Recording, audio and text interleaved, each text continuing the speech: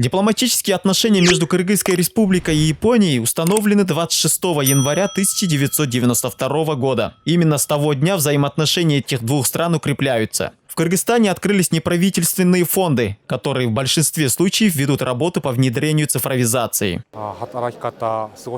Кыргызстан – красивая страна, а также мне нравится ваша культура. У вас семейные узы очень сильные. Особенность культуры кыргызов – это уважение родных и близких людей. И этим мероприятием мы хотим дать понять, что семейная гармония тоже есть большая ценность.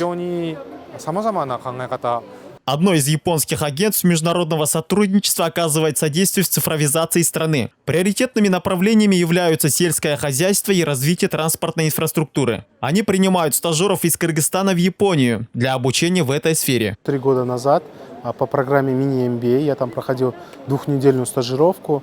Нам рассказывали о бизнесе в Японии, его структуру, какие есть философские направления, какие есть инструменты.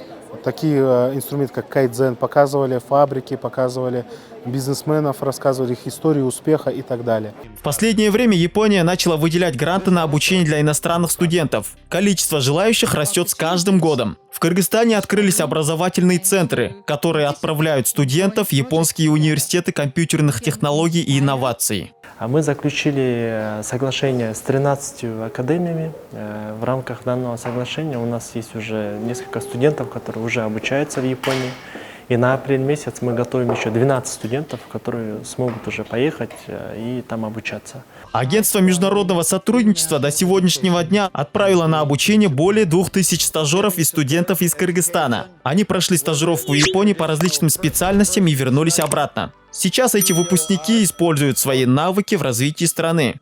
Максат Лесбеков, Кудрат Ташмурзаев, 5 канал.